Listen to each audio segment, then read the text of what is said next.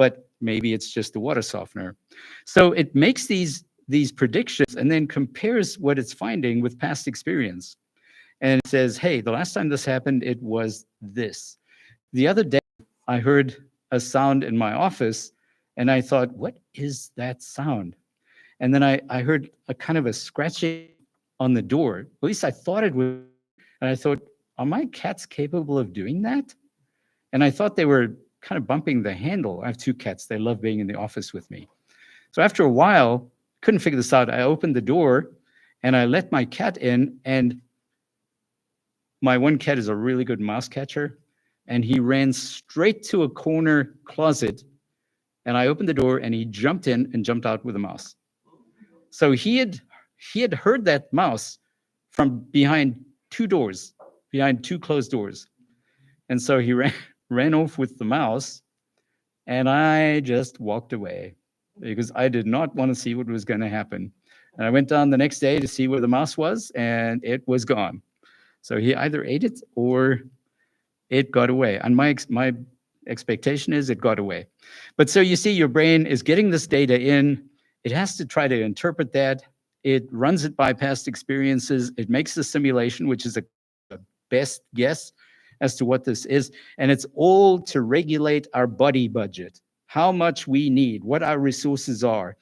And that's called allostasis. And this body budget concept is the hallmark of the theory of constructed emotion. So your brain makes an instance of an emotion by using past experience of emotion to predict and explain incoming sensory data.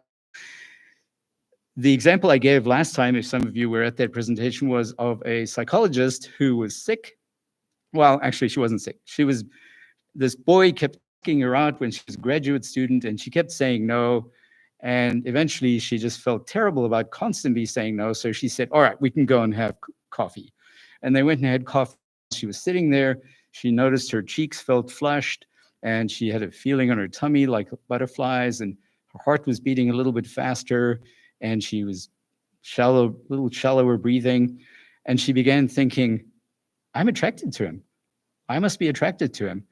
And then, she eventually agreed to go out to him and went home and threw up for days because those were the first symptoms of flu. So what this was, so I guess she went back to the boy and said, I'm sorry, I don't actually love you. I had the flu. But the truth is that our emotions are often not actually accurate. Now imagine what happens when a child cannot label his emotions and he has tithymia, which is emotional blindness. He's going to make wrong predictions all the time. His body budget's going to be out of whack because he's not going to know what he needs and what's coming next, and that's going to be a problem. So why this is an important theory. And we're going to talk about emotional granularity in a second here. But the reason we're not using pictures of the brain anymore is because of the principle of degeneracy. So what happens with degeneracy is that one neuron can do many things. And I know this from my history in traumatic brain injury. If parts of the brain are damaged, other parts of the brain can take over and can compensate for the parts of the brain that are damaged. It's a remarkable thing. And people can get better, maybe not entirely better, but they can recover quite well and become quite functional, even though a part of their brain is completely destroyed or damaged. And so this is because of degeneracy, where all of the brain is involved with everything. For example, the part of the brain responsible for sight is the visual cortex. And yet it gets only 10% of its input from the retina. The other 90% is coming from other parts of the brain that are interpreting what the retina is sending to the visual cortex. That's kind of remarkable. And it suggests that vision is a lot more than just seeing something. There's a lot more going on in the brain.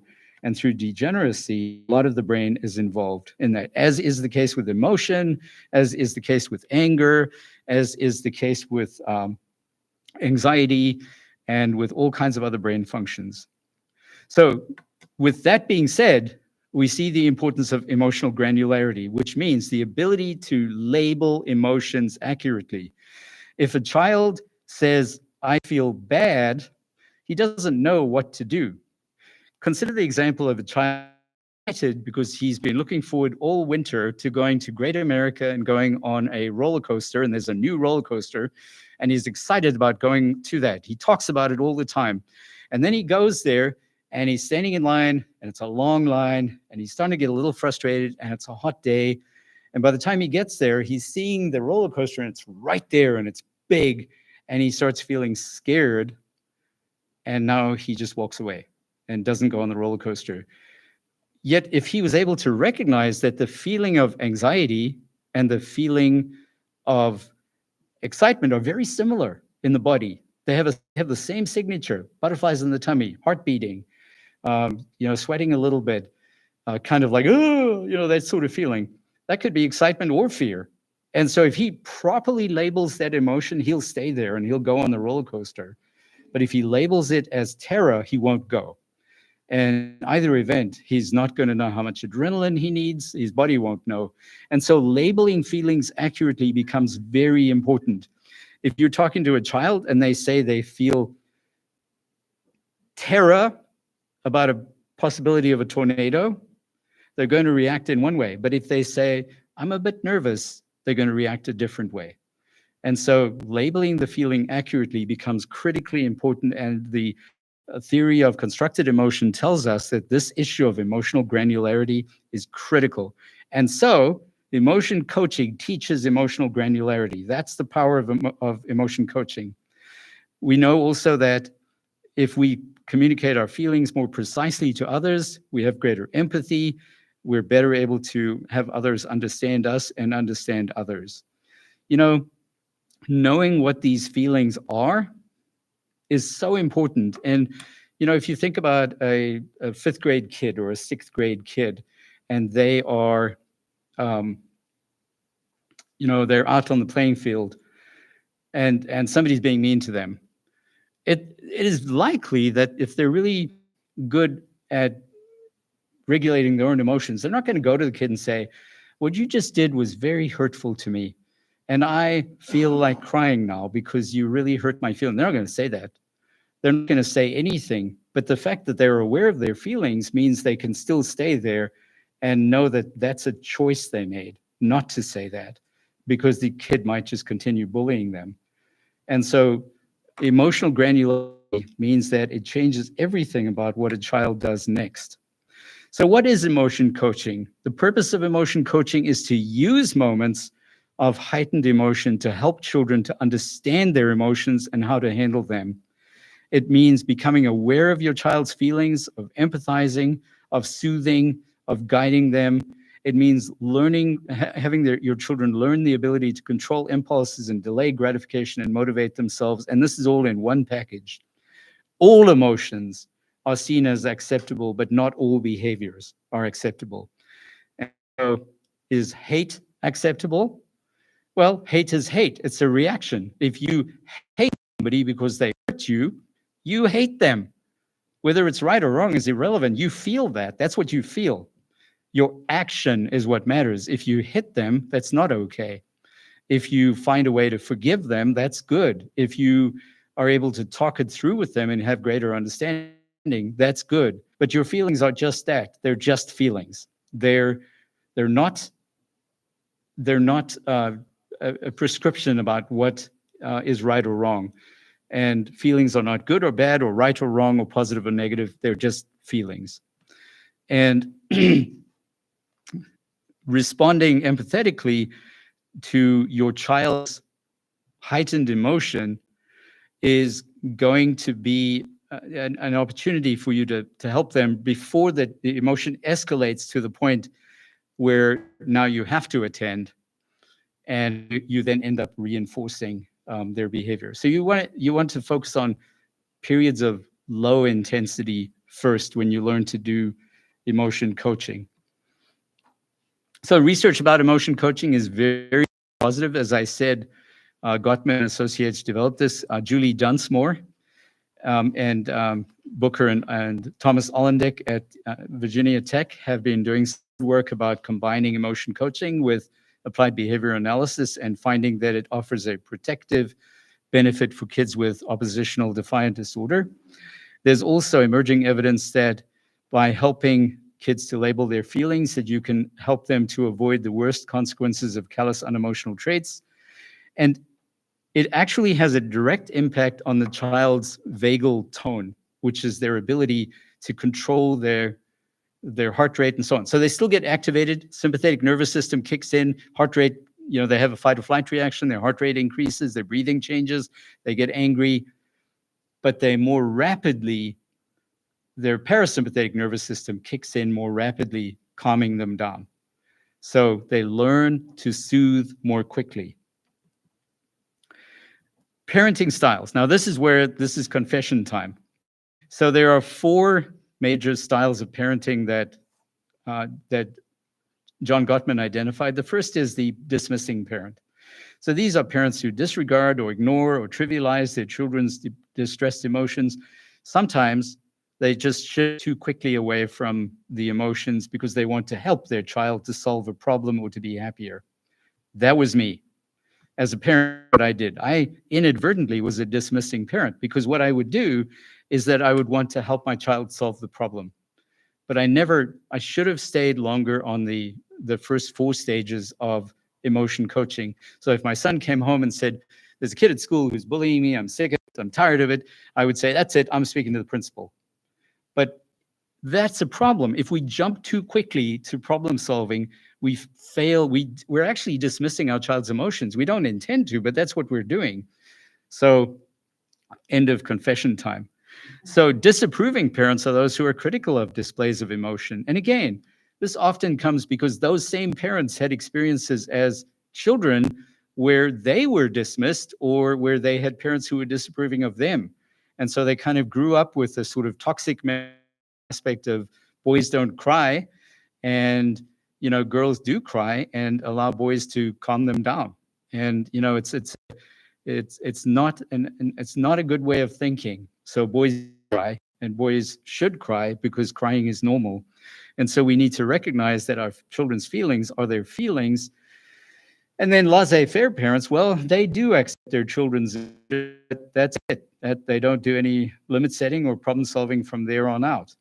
And I had a professor like that once. She was always late for every lecture. And then one day she came in and she told us that she was late again because her and her daughter were arguing about whose stash it was that she found. And I remember thinking, oh my goodness, I don't know what to say. And I was the student there. So emotion coaching parents acknowledge their child's feelings, help them to name it, allow them to experience it, allow them to express it, and stay with them while they cry. They don't distract attention away from the feeling or scold them for having strong feelings.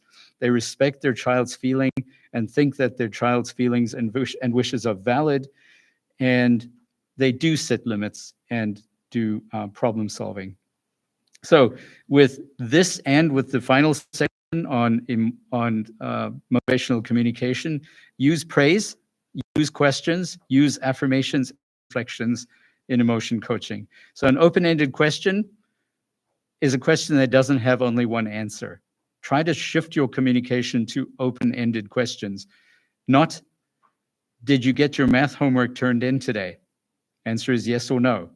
But rather, how was it today in math class? And like that. Open-ended questions for the child to talk more.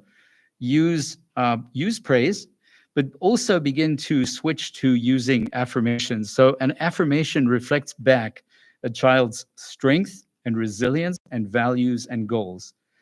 These are very helpful for improving the kid's self-esteem and self-efficacy. For example, praise might be, you were very kind to your brother, even though he yelled at you. Good job.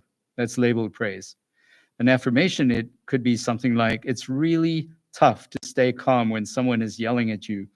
You are developing patience, and that's a strength that will help you to be a good leader on your basketball team. It's referring to some kind of strength, and hopefully the child, you will have done some kind of work with him on identifying his strengths, and in the handouts there are ways to get at a child's strengths. Reflections are exactly that, like you mirroring back what the child is feeling, and reflections are really powerful. And so we'll say a lot more about reflections later, but Suffice it to say that you need to teach yourself to do this. It's really hard to do that. And sometimes you do it and the child stops talking. And then you have to pause for a minute, wait for a bit, and come back to it and reflect again.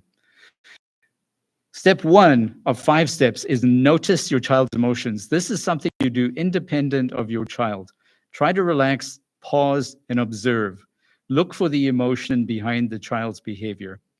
You know, on the surface, a child might be angry because his brother got a birthday present on his birthday, on the brother's birthday. And you might say, well, why is he angry about that? But you see, the emotion underneath the surface might be that he thinks that his brother, because time means nothing to a little kid, they don't necessarily understand that that's his birthday, mine's coming up in 6 months. For the child, it might be they love my brother more than me. And so that might be the emotion that underlies that. So listen carefully, pay attention to those emotions. And does that mean you buy the other child a birthday present even when it's his brother's birthday? Not necessarily, although that's what we do. But you don't have to do that. Start by noticing lower intensity emotions when children and you are not flooded. So when a child's flooded, it's hard to tell what the emotion is. But, focus on tantrums, not meltdowns. And look at their face, their body language, their nonverbal sounds, the words they're using. Try to understand the situation that led to that and what it means to that child. It may be hard for you to do this if you were never validated as a child. One way to do this is to ask yourself, did something like that ever happen to me? And how did I feel in that situation? When I was in grade school, something happened to me. It was a situation where a teacher humiliated me. And teachers are not all bad, by the way. Teachers are really good. I'm just saying, in this case, that happened. And when I think about that, I feel compassion for me, for that child. And I think, wow, that was really awful. And so when something like it happens to a child, I call up that picture in my mind, and I think that's how this child's feeling. So sometimes we have to train ourselves, and especially if we were not validated as children. So once we've kind of started to identify what some of those emotions are, we want to connect with the child and start a conversation and recognize that the behavior that they're exhibiting is a chance for intimacy and for teaching. So you want to avoid what in motivational interviewing is called the fixing reflex, which is the desire to fix it rather than to hear the emotion. Step 2 is a cognitive reappraisal process that allows you to shift from kind of self-focused responding, parent-focused responding, which is my child's behavior is out of control, to child-focused responding, which is this is an opportunity for me to listen carefully and to help with emotion coaching. So what I love to do is tell people to go for a walk with their child or go for a drive and spend some time with your child and just listen and be patient and be observant. One thing that helps is to see this as one of many conversations. This is not the only conversation you're going to have. And then you can begin by asking some open-ended questions like, you seem a bit down today, a reflection. You seem a bit down today, or it's been a rough day. Are you okay? Now, the first two you will notice are not well, the second one says it's a question, but it doesn't have to be. You can say it as a question or just as a reflection. It's been a rough day, or it's been a rough day. So they're both okay, but sometimes the reflection is better than the question. Don't reassure. Reassurance is cheap grace. Reassurance is just a way of fixing the problem. Rather listen, and see if you can get the child to talk about what happened. If you view your child's behavior as deliberate, you're going to have a different response. And remember, children's behaviors are seldom deliberate. They might unconsciously be manipulative, but not necessarily. There are some strategies for regulating your own emotion. Top down means from your head, talk to yourself. Bottom up means relax, take a deep breath, calm yourself down.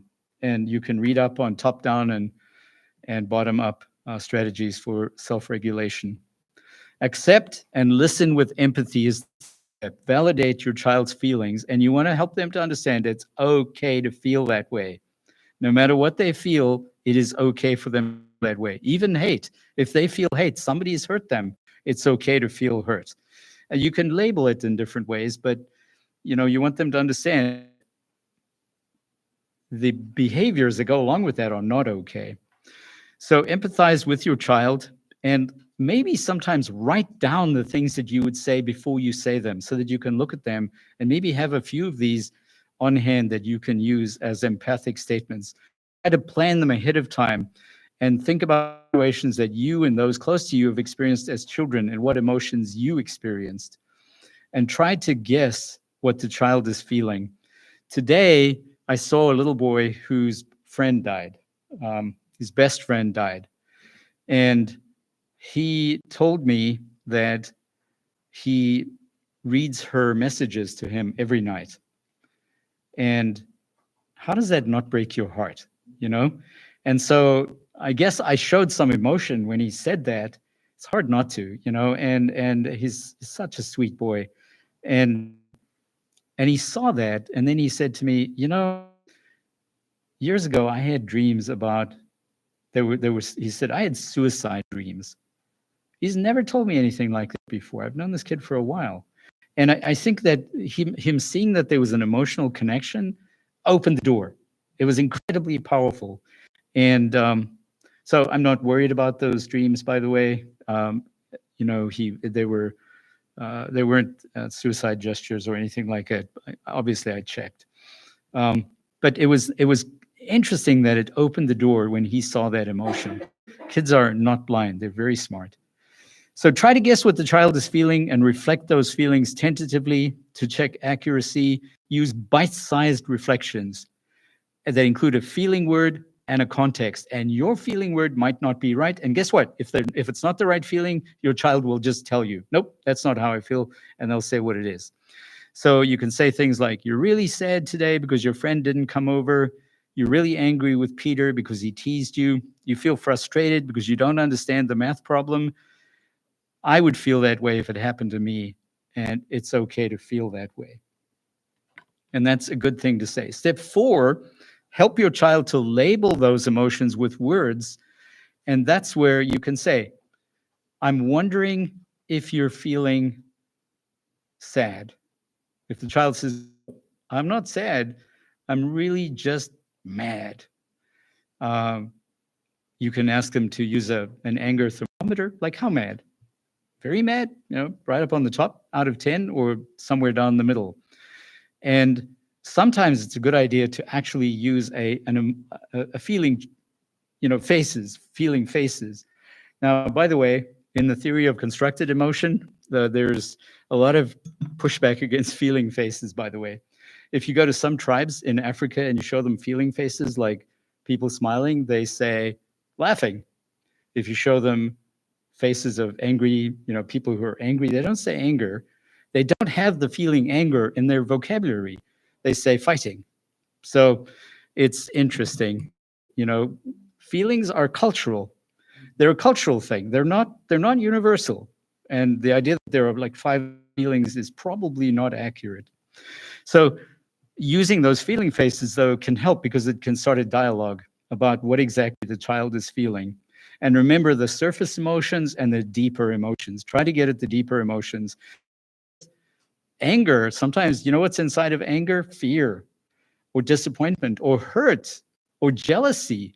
And so get at those emotions. Help the child to label those. If they can make the link between their emotions and situations and their physiological responses, their sensations. The other day, this was so great. I was using emotion coaching with a little boy, and we were trying to identify different feelings. And I was talking to him about his sensations, and he went like this. This was really something. He put his hands to his chest like this, and he said, I feel hurt in my body. And I just thought, oh man, this is the best. That he identified the sensation and the feeling. That's powerful. When he can do that, that is pretty powerful because he's really making a good judgment on what that emotion is. Step 5 is where you finally get to observing their emotion. Step 2 is starting a conversation. Step 3 is empathizing. And step 3 and 4 are very similar, helping them to label their emotions, and empathizing can really go together. And then finally, you're on step 5, which is problem solving. And here you're trying to avoid the fixing reflex. The biggest 5 is that we get to it too quickly. We go straight to step 5. That's what I did as a parent. All my kids are grown up now; they're all fine, but thanks to my wife, not so much me. But the fixing reflex is what I would do. I'm going to go talk to that principal tomorrow, and stuff like that. And so sitting with emotions is not the same as being permissive. We don't accept all behaviors, but we do accept all emotions. And then doing problem solving, which is brainstorming with the child. What are some options? And sometimes giving the child a choice between two good choices. I'm kind of got 10 minutes to do the motivational section. So this is drawn from motivational interviewing, which is a very complex set of principles. And I'm not trying to have you be motivational interviewers, because it takes years of practice to do that. And there are a lot of people, and probably me too, who know a lot about emotional interviewing, but don't necessarily always know a lot about doing it right.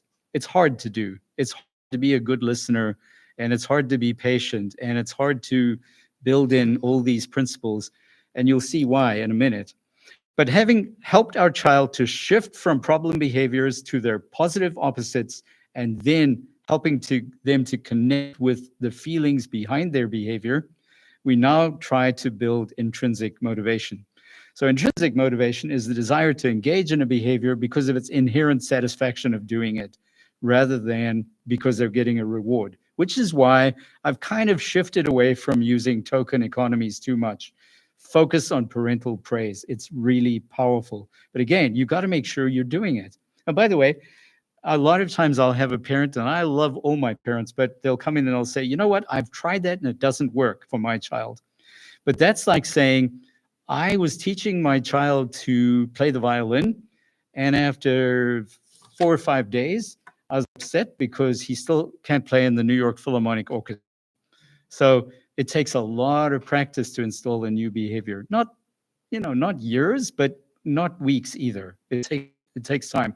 And that's why you want to do one behavior at a time, by the way. Just get some change in one behavior, do a second, do a third, and then by the time you've got the third, you're probably in good shape. So one of the things that we want to do with motivational communication is to build change talk. Change talk is when a child is talking, and it's talk in the direction of change. So an example with a child who says, you know what, I'm just sick of school. I want to do as well as I want to get the best possible grades so I can go to college. That's change talk. Now if the kid says, I'm just sick of school, it's time for me to drop out, that's not change talk. But if it's future oriented and it can lead to some productive behaviors, it's change talk.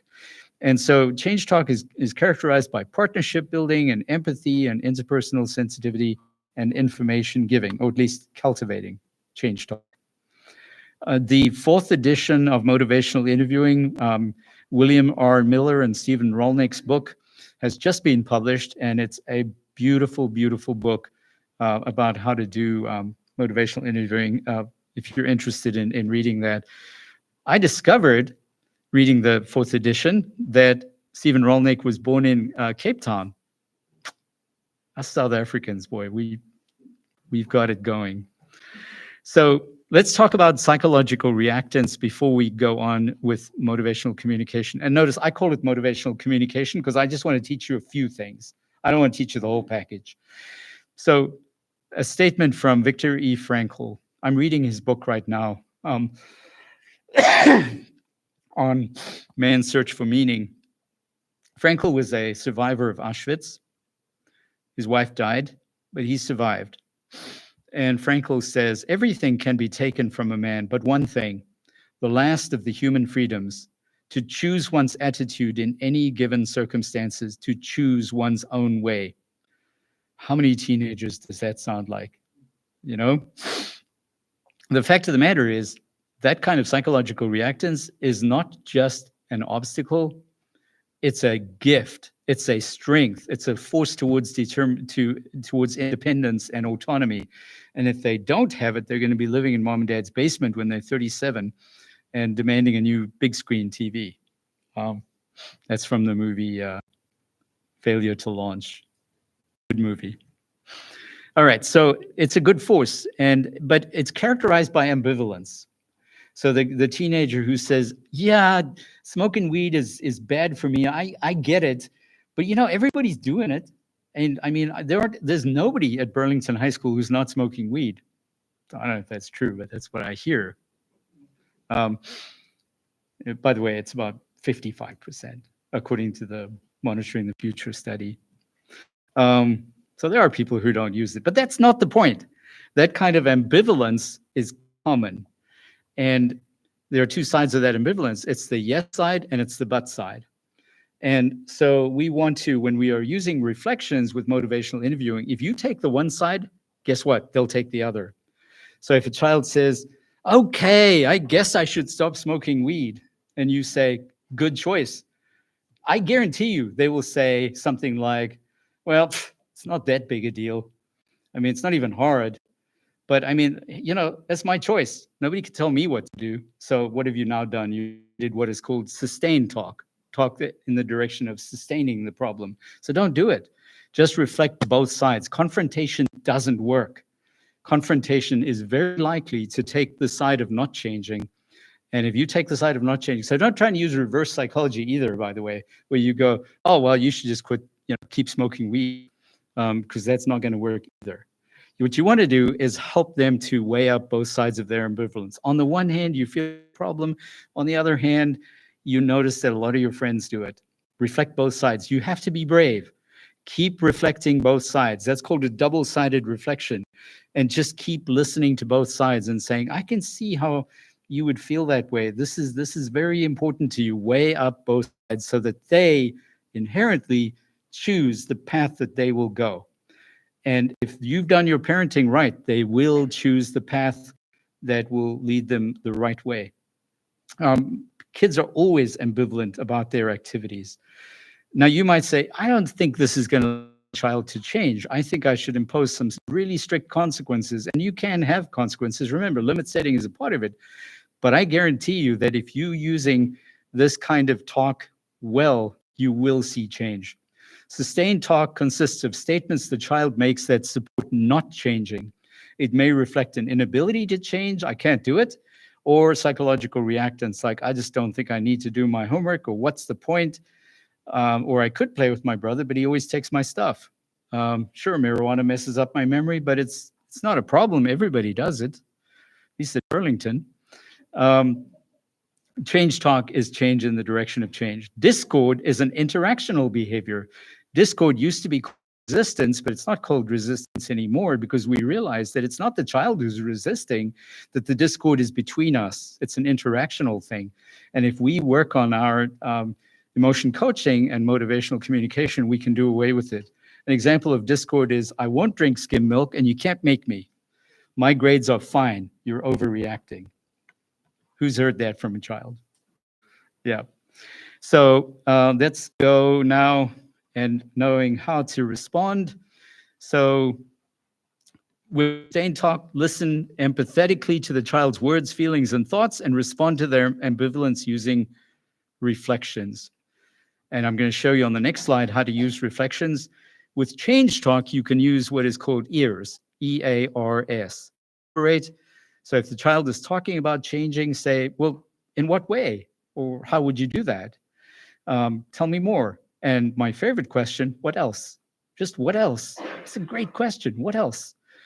Affirming, "That took a lot of courage. You're a very determined person." Reflecting, "That's really important to you. You realize it's becoming a problem." By the way, that's a tricky one because you could easily start more sustained talk and then you have to slow down. Summarizing, there are a number of things that I'm hearing in your situation. First, you're concerned about, also you feel, and you're thinking. In Miller and Rolnick's fourth edition, they talk about creating a bouquet.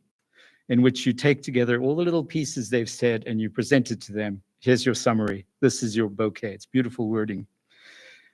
Discord means there's an impasse between you. Softening that discord can be promoted by reflecting back what the child has said, or you can say, you can say something like, I'm sorry, I spoke too soon, or, um, you know, you have a lot of good points. Roll with the resistance a little bit, or agreement with a twist, where you agree with what the child says with a twist. Never say the word but. So it's, I see where you're coming from. Pause. And I'm wondering if this could be a problem for you in this situation or that situation or something like that. But by the way, if you agree with a twist, you better mean it. You better agree because you really do agree, else the kid will see it and they won't believe you. So you have to be authentic. Simple reflections reflect what you hear the child saying. That can just be reflecting what the child just said in your own words. A reflection of feeling, reflect what you think the child is feeling in that situation. Saying something like, you would feel embarrassed if one of your friends saw you, you would feel embarrassed if one of your friends saw you in the waiting room for a child who doesn't want to go to therapy. Kid says, you can't make me go to therapy. What if somebody I know sees me there? Reflection of meaning, reflect implied or underlying meaning of what the child just said. Child who says, a teenager who says, I'm not a drug addict just because I used marijuana one time. Parent, you don't like being labeled. And avoid labels, by the way, they're really not helpful. And then a double-sided reflection is my favorite kind, where you weigh up both sides of the child's ambivalence. Next time you're talking to a kid, listen for that ambivalence. I guarantee you will hear it. And kids, teenagers especially, are classically ambivalent. So an argument, something like, sometimes I get mad at myself for arguing with you so much, but I'm 17. I want to make my own decisions. Can you see the ambivalence? And so you reflect both sides. You really want independence, and you also want to have fewer arguments. So you start with the sustained talk part, and then you reflect the positive change part. Know your child's strengths. This is really important. There are some nice questions here. When you're at your best, what are you doing? What do you feel? What activities do you feel good about? And really get your kids to talk about their strengths. This should be something that is ongoing. Using the elicit, provide, elicit approach, which I've used before, and it used to be called ask, tell, ask, but I prefer elicit, provide, elicit. So elicit is summarize what you hear your child saying, then elicit permission to give some advice. So you might say something like, I would like to ask you something. I do this a lot in therapy. I'll say, I've been listening to you and I have some ideas. I wonder if you would mind if I told you what my thoughts are. Now, I've never, ever had a child say, oh, hell no, I don't care what you say. They won't say that. They will say, sure. And then you now have an open door. So then you state the idea tentatively. And if you see increased ambivalence, take a step back, reflect again, and start over again. Provide the information clearly, respectfully, and in small amounts. Provide it in a neutral way. This is the thing about ambivalence. You sort of think, well, my child is ambivalent. Don't I want to move them in the direction of change? No, you don't. You want to weigh up both sides of the ambivalence, help them to make the move. You've trained them, you've raised them. They're good kids. So, and I've never seen a kid with ambivalence has had some sense of knowing the difference between right and wrong and wanting to move in that direction. And the more they talk about their goals, the more they might realize that my goals are incompatible with my current behavior. There's a discrepancy there, and I want to close that gap. So provide the information and then elicit a thing. So it could be, I'd like to tell you about something, then you tell them about it, and then you say, what do you think? And again, you listen. If they say, no, I don't think that would work for me, then don't worry. Just come, slow down, go back to reflecting. Now, I just want to say something about affirmations. So this is probably one of the most powerful things that you can do as a parent. And I see parents doing this so well. And it always makes me happy when I see a parent who's affirming. So comment positively on an attribute like strong person, you're a real survivor. A statement of appreciation. I really appreciate the hard work you've done today. Catch the child doing something right. Thank you for helping me today. A compliment. I like the way that you said that. It was kind. An expression of hope, caring, or support. I hope this weekend goes well for you. The one I like the most, though, is commenting on the child's attributes. Try to constantly be asking yourself, what are my child's strengths? With my kids, they're all grown up now and they're really ugly. But you know, my oldest son is one of the kindest, most generous people I know. My daughter is very committed to her work and her patients. She's a doctor. My one of my other kids is a wonderful father. He loves his kids, and I love watching him working with these kids.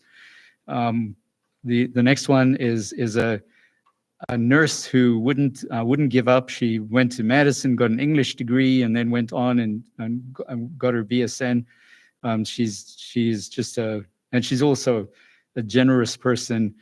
And then my other son went through some really terrible bullying in high school, told me to butt out of it when I was trying to fix it, and went about dealing with the bullies through kindness, and wrote an essay which won him a scholarship. And just I'm really proud of him.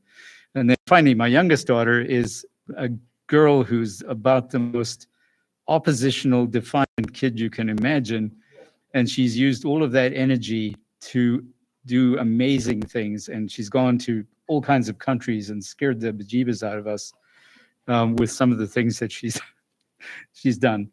I'm very proud of all of them. So I constantly try to think about those attributes and think about the same with your kids. And the kids that I see in my practice are find out what those strengths are and affirm them. Those affirmations are really, really powerful. So thank you very much. Do you have any questions? I am still here and I got through 39 slides pretty well today. Are there any on the live stream as well? What age child? Is it under 18 that you personally see? Yeah, I kind of try to phase out after that, but up to, it's technically 24. But when somebody's in their 22 or 23 or something, I will still see them, but I try to encourage them to get somebody else that they can also see. Burlington, yeah. Aurora.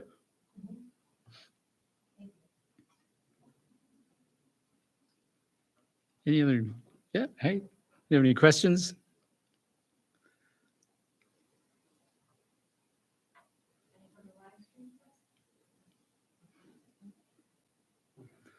Sorry it took so long. I really hoped I'd finish earlier. Thank you all for coming. Live stream people, we're so sorry that Did it come out okay? there were some technical issues with the live stream. We had to restart, so I apologize to all the live stream people who there was a big gap in the presentation. I will send out the slides again, so hopefully you'll be able to, get a feel for the information that he shared, even though you didn't get to see it. So we appreciate you coming. I don't know. Thank you. Thank you, guys. Thank you. I need to.